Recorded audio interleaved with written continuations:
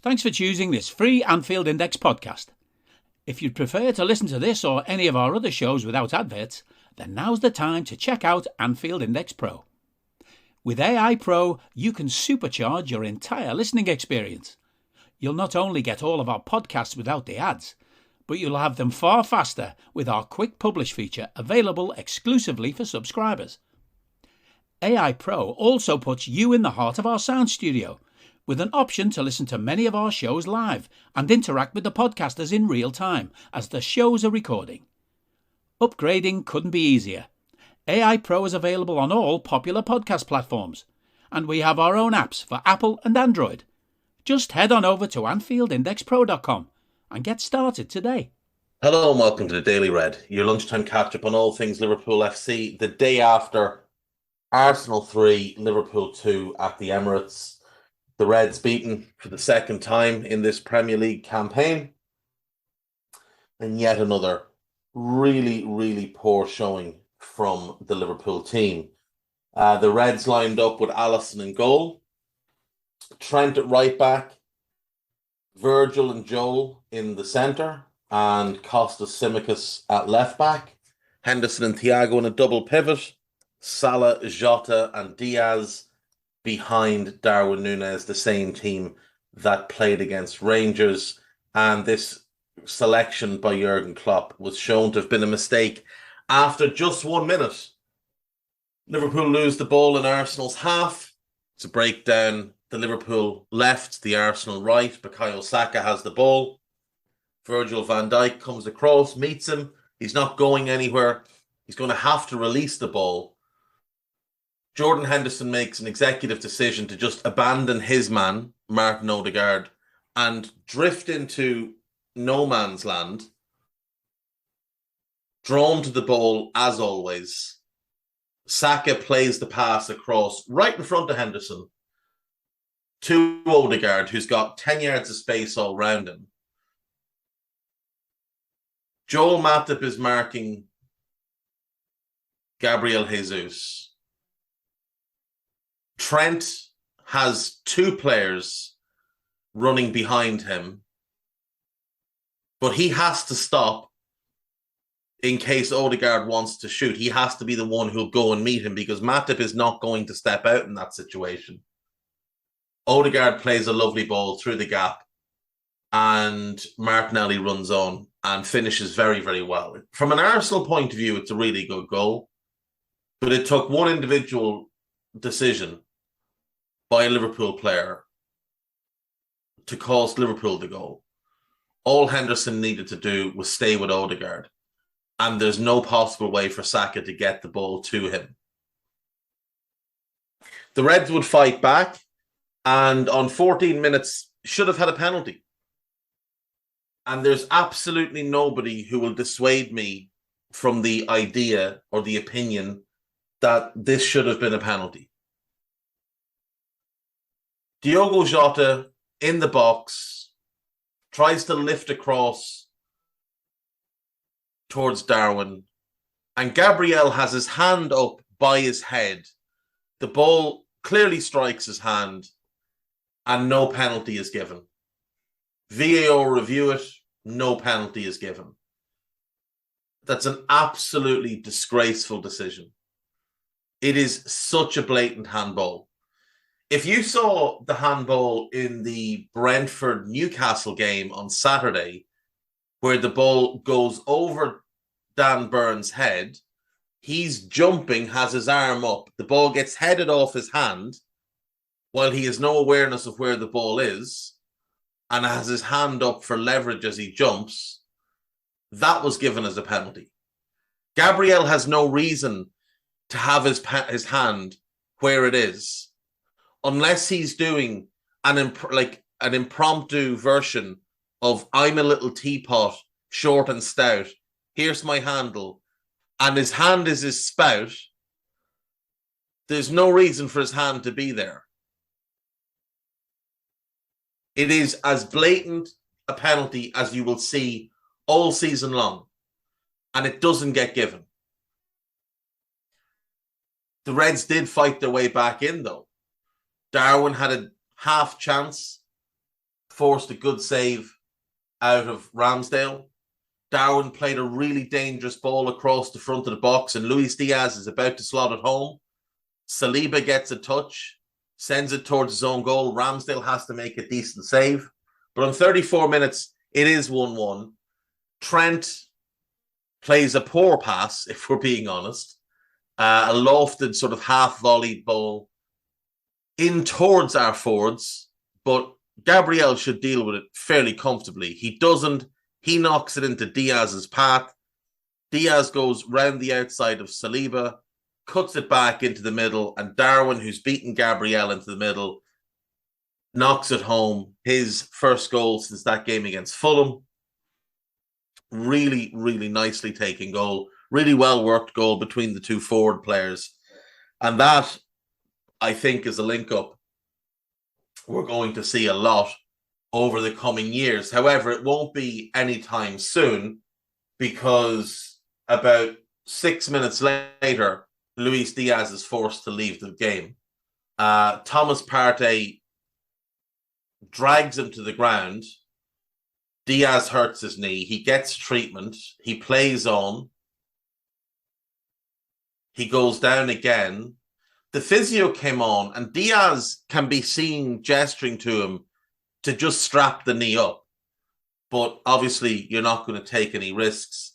So off went Luis Diaz. On came Bobby Firmino, and Diogo Jota moved to the left. And Liverpool maintained control, had a really shaky defensive moment on around 45. There's 5 minutes of added time because multiple Arsenal players have feigned injury in the first half, and obviously there's the Diaz injury and substitution rather. So we get into the final minute of that 5 added on.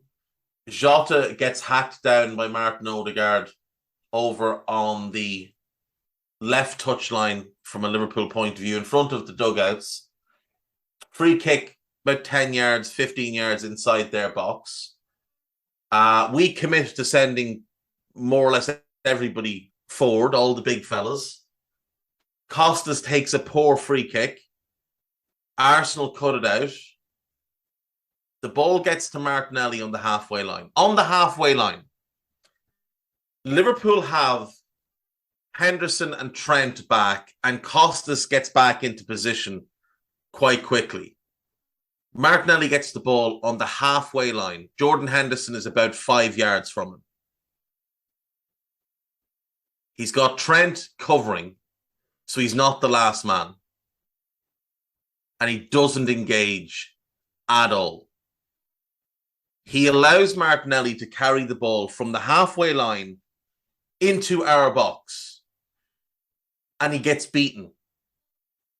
Now, I saw some Wally say, oh, he showed him down the line. That's not showing him down the line. He's in the penalty box. He's going past Henderson. As he draws level with Henderson, they're both facing the end line.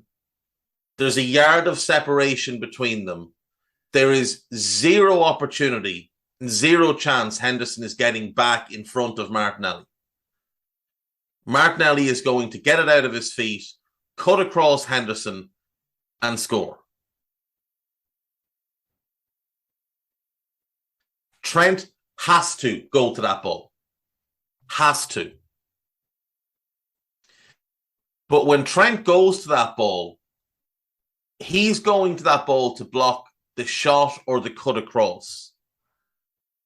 Now that leaves Martinelli with the option of cutting back onto his right foot. Now, a smart player would have recognized what was potentially going to happen. And as Trent undercuts to stop him cutting in on goal, Henderson should be slowing up to stop him cutting back onto his right foot. But he doesn't. He just continues on in the same direction. And he goes so far in the same direction that Martinelli cuts back, plays across to Saka, who would be offside or very, very close to it if not for Henderson having gone so far in the wrong direction. Because Costas defends it as well as he could. Trent going across leaves Costas with multiple players to mark, but he defends it as well as he can. He gets good body position on one, and he holds the offside line to try and catch the runner that he knows is there. But his captain's let him down because he's standing offside. And not only is he standing offside, he's not trying to play him offside. He's walking across the pitch.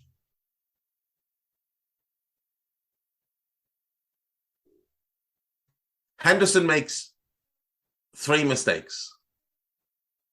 2 big ones, one that's kind of forgivable. The offside thing is kind of forgivable because he's probably not aware of his surroundings, having gotten sent for a newspaper. The first mistake is not fouling Martinelli 20 yards outside the box. He should be initiating engagement as soon as Martinelli picks that ball up. As soon as he picks the ball up, he should be right in on top of him. And it doesn't matter if you get the ball. Just grab him. Just wrap your arms around him and don't let him go. You'll get a yellow card. That's fine. Take one for the team. Trent is on the cover, so you're not the last man. But he doesn't. It's not the first time he's failed to take one for the team when that's what was needed this season. Think back to United's first goal at Old Trafford. It's his awful ball that gives the ball away. He just hoofs it up in the air on the edge of their penalty box. And then all he needs to do is foul Sancho. And he doesn't. And they go up the other end of the pitch and score. You could argue the second goal, he should be taking one for the team as well. At Old Trafford, I'm talking about. But he doesn't. He won't commit fouls. It's absolutely bizarre. So we go in 2-1 down at halftime. And on balance of play, we should be ahead. Even though we're not playing anywhere close to the level we're capable of, we should be ahead. We've scored, they've scored, we've scored, and we've had a blatant penalty disallowed, and then, or not given, I should say. And then we've just gifted them a goal. We go into the second half. Klopp makes a change. Trent has to go off. Joe Gomez comes on. Trent's ankle had been hurt in a challenge with Martinelli earlier in the game, and it looks like he played about 20 minutes on a bad ankle. So people can maybe just temper some of the not giving full effort stuff. Gomez comes on, looks a bit shaky for the first 5-6 minutes, but then he settles into the game. And then Liverpool draw level. It's a really nice ball from Jota, splits the defence. I don't know what Saliba's doing. And Bobby runs on. It's a really good left-footed finish across the goalkeeper into the bottom corner. And it's 2-2. And then the game starts to get really weird. So Odegaard is on the ground as if he's been shot by a sniper.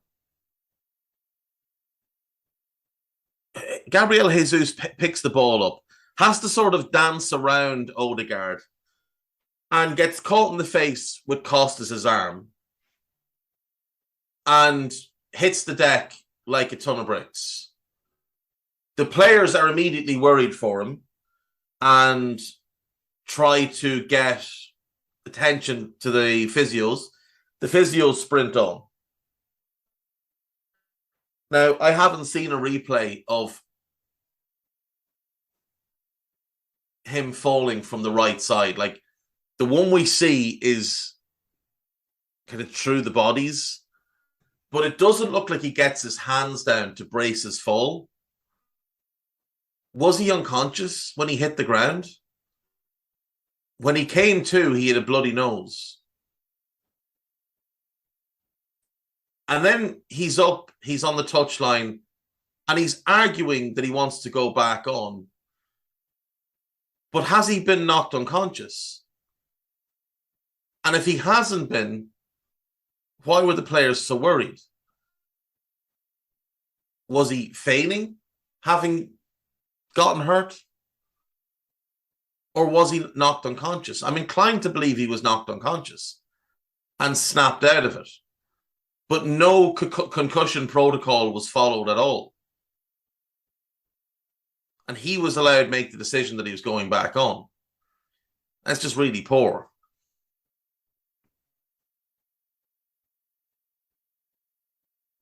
On 76 minutes, Liverpool are the masters of their own demise, but this is never a penalty.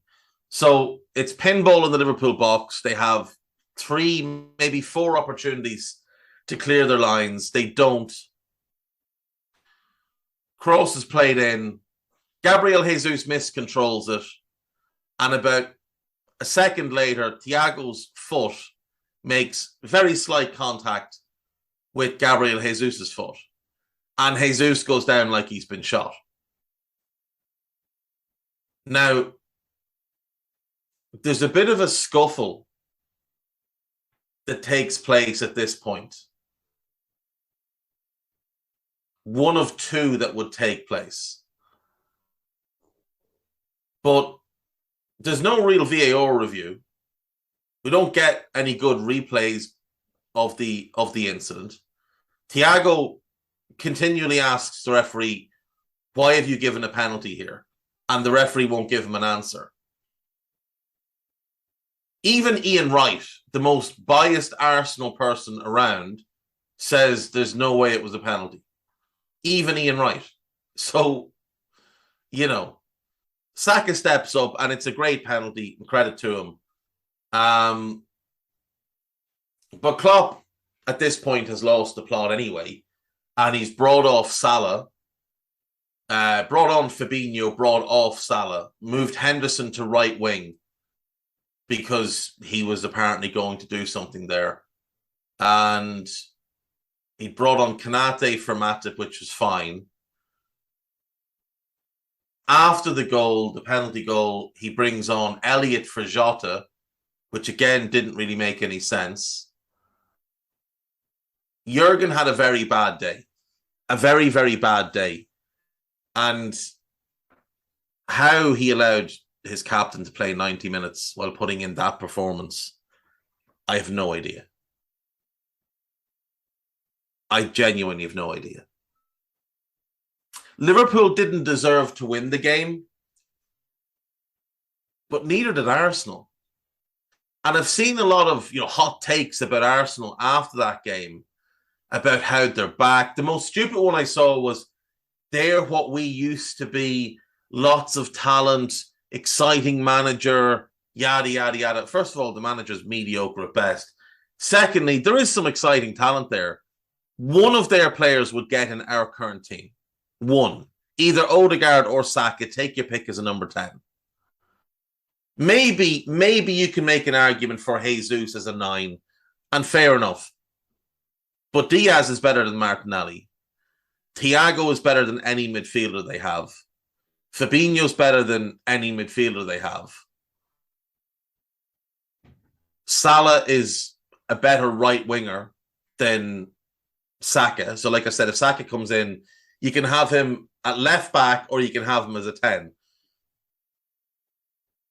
But Robbo and Costas are better left backs than what they have. Robbo's better than Tierney and Zinchenko. Costas is better than Zinchenko as a left back.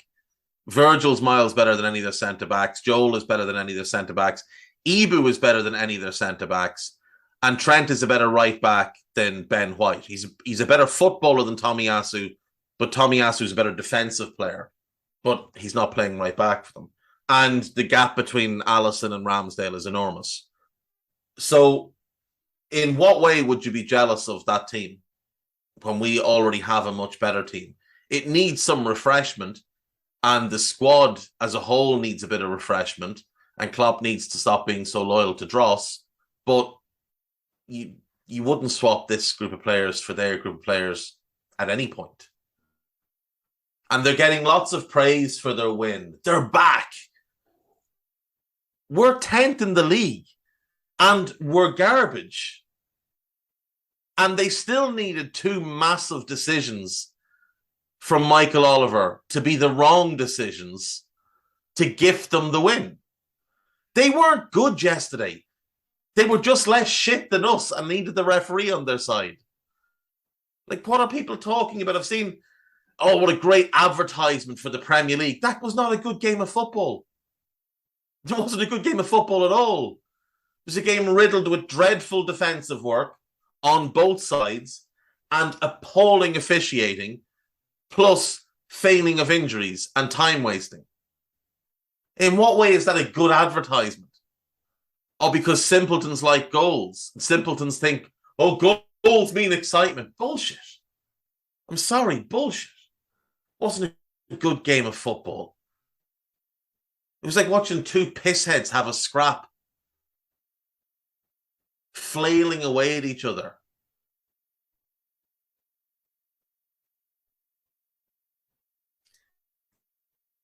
There's plenty of stuff on This Is Anfield. You can have a look at media bemoan increasingly regular failings with huge job for Jurgen Klopp, but yet I bet there's no mention of the captain.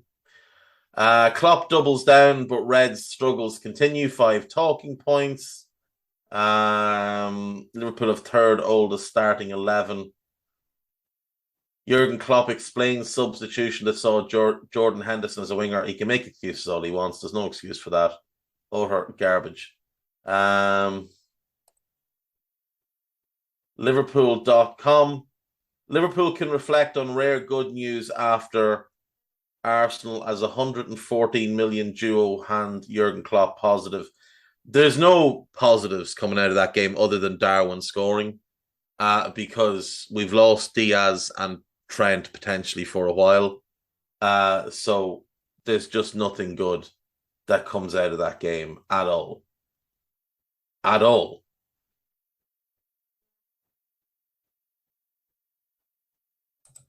AnfieldIndex.com. There's a Nina Kauser show. Nina, Cam, and Dave reflect on the Arsenal game, and then they did listeners' questions or callers' questions. And then there is Post-Match Raw, which is myself, Trev, and Harry Sethi doing our best to muddle through. And that's it. Oh, there's a new Scouser Tommies. If you haven't listened to it, make sure you do. Lower League Bingo Chance. Absolutely brilliant. Jay and Jim. Absolutely brilliant. Give that one a listen when you get a chance. And listen to the Anfield Index podcast. Episode 343. Trev, Young Drinkle, and Lisa Marie. Really good. Really good. A really good laugh. So give those 2 in particular a listen. And if you're feeling like you should punish yourself, listen to Raw and Nina's and relive the horrors of that game. And I'll see you tomorrow. Bye-bye. We hope you enjoyed listening to this Anfield Index show. Please be sure to subscribe to our channel so future podcasts find their way to your device automatically. There's nothing quite like fan engagement, and we'd love to know what you think of anything discussed on this show. The best way to get in touch is over on our free Discord community, where both podcasters and listeners debate the hottest LFC topics 24/7. Sign up free now at AnfieldIndex.com/Discord. You won't regret it. You can also follow us on Twitter at Anfield Index and find us on Facebook by searching for Anfield Index. Oh, and before you go, we'd love it if you could leave us a 5-star review on your favourite podcast app. It only takes a couple of seconds, and it means the world to the people who create these free shows.